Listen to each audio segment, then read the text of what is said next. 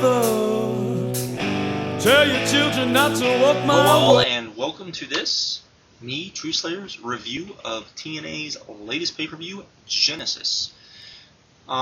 This, of course, their pay-per-view after Bound for Glory, Bound for Glory being their big WrestleMania type event, and was a very good pay-per-view in my opinion.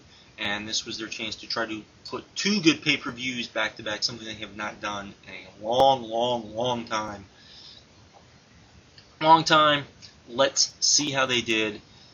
This, of course, Genesis named because this was supposed to be the beginning, new beginnings, all of that sort of thing. So let's see how they did. We started out with something very odd. One thing you can say about TNA pay-per-views is that the opening match is usually either very solid to good. It always is. They always deliver in that opening match. They always are able to go out there with an opening match and give a match, gets the fans into it. They opened this pay-per-view with Abyss versus Black Reign, and this match had every single thing that I don't like about TNA. We had run-ins. We had overbooking. We had hardcore for no apparent reason. We had hardcore spots that didn't make any sense.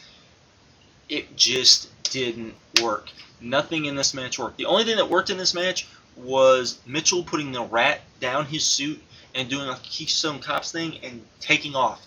It was funny. It was hilarious. That's about it. Other than that, we got a stupid spot with the rat and mousetraps. We got a run-in by Johnny Stimboli, dressed up as, again, as the fake Muta, which he was in All Japan, except they called him something else. Now I can't remember what they called him. He blew mist. It was stupid. It was moronic. TNA, if Messinas can't work because he's hurt, why don't you just use somebody you already have hired as a guy to attack this? You have Raven, you have Havoc, you have lots of guys you could have used. You didn't use. I don't understand it. Anyways, next we go to backstage segments. I figured we were going to get a lot of backstage segments due to the fact that there weren't a lot of matches talked about or announced for this card, so I figured we were going to get some backstage segments more so than we usually get. We got JV tried to find out who the mystery guy was, because apparently the mystery guy was in the black limo of death. Yes, the black limo of death. And he couldn't do it. He was shooed off by the security, which was kind of a funny bit, and it was somewhat enjoyable. Then we went right into Team 3D versus the Motor City Machine Guns. And this was a good match. This probably should have opened the show. Motor City Machine Guns showed just how skilled they are, because they were able to carry Team 3D to a good match. I'd give this 3 1/4 stars. I give the Abyss match 1 1.5 stars, by the way. I give this 3 1/4 stars. I thought this was good. I thought it was enjoyable. My only real gripe with it was when they pulled out the tables and it became a little too more hardcore, and I'm like, this isn't a hardcore match. Come on, this is kind of crazy.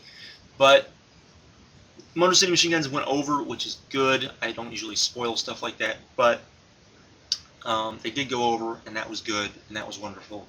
And I was like, good, this match delivered, and it delivered, and good for TNA. Next we went to the women's title match, which was Gail Kim versus Roxy versus ODB versus Angel Williams. This match could have been good for a women's match if the fans had been into it, but the fans weren't into it. And unlike the Backlash match with Melina and Mickey, where by the end of the match the fans kind of got into it, and because of the stuff the women were doing, the fans were kind of like, wow, this is actually a good match.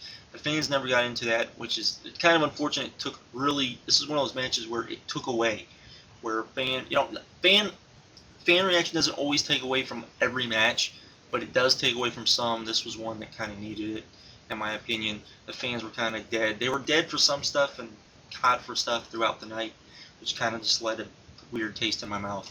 But I'd give this 1 3/4 stars. I thought it was kind of jumbled, and the booking at the end with Roxy and the voodoo stuff was just a little too much for me, particularly after we'd already seen, the whole thing with Abyss. I was like, good God, do we have to have, bad booking in a match again? We got bad booking in a match again. So anyways, then Borash and Karen Angle tried to find out who was in the limo. They found out it was Storm and Young, basically doing they announced they were going to be doing a drinking contest for the drinking championship belt of the world. They basically, what they're doing is they're doing the JBL Takamichi no Ku kind of thing that WWE did, which is okay because it worked then, and I think it'll work now. They were funny, and these bits were funny that they did with them. Unfortunately, I didn't think they deserved to be on pay-per-view. I think they would have even come off better on television, but they didn't do them on television for whatever reason. Oh well. Then we got Jay Lethal versus Sanjay Dutt. Basically, what you would expect from these guys: 2 3/4 stars. Went out there, did their thing, gave these guys time to go out there and do their thing, put on an entertaining match. Then, after the match, it looked like they were going to do the whole, Miss Elizabeth thing. And then, no, we're not doing the Miss Elizabeth thing. We're going to bring Team 3D out after, it looked like the whole Team 3D Ultimate X or X Division match thing was over. But no, we're going to have them bury the X Division again. We're not even going to wait till Impact. Good God. Please stop the pain now. Then we got AJ and Tomko versus the Steiners. And Tomko has improved a lot. He has not improved enough to where he can carry the Steiners to a great match. AJ is probably not there yet either. The only guy that you could put in there with Tomko that probably pull this off would be Shawn Michaels, and Shawn Michaels was not in this match. So this was okay. I give this match 2 stars. It was what it was. And that's about it. Then we got Smojo versus Robert Roode. They themselves were having a okay match. I'm not a big Robert Roode fan, as most of you know, but I'm a big Smojo fan, so it kind of evens its way out. I'd give this 2 3/4 stars.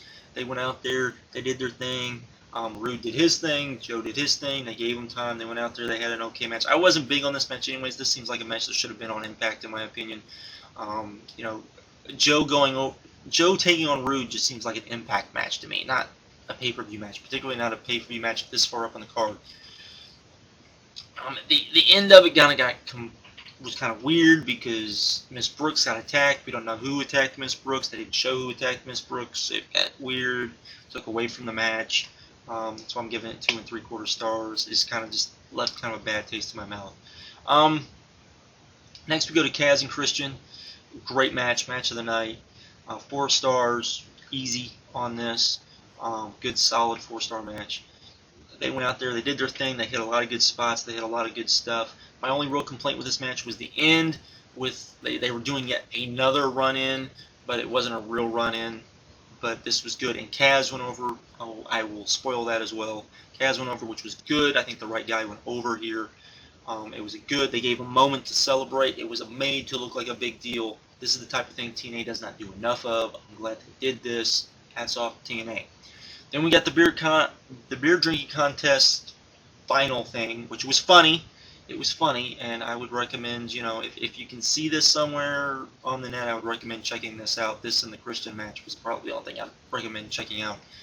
But this was what it was, and this was, like I said, it belonged on Impact. It didn't belong on pay-per-view. I complain when WWE does this stuff on pay-per-view. I'm going to complain when TNA does it on pay-per-view. Which then led to our main event.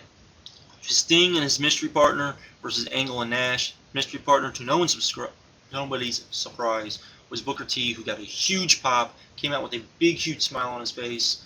Was just nice to see. You could tell he was into it. You could tell that he was feeding off of it. You could tell he was happy. Which, if you compare that to his match with Triple H from Survivor Series or from SummerSlam, total contrast. I'm glad I'm glad Booker T is out of there. I think that Booker T will finally be able to end his career on a good note. The match, though, Booker T and Angle were not in the match long enough together to really carry this to anything great.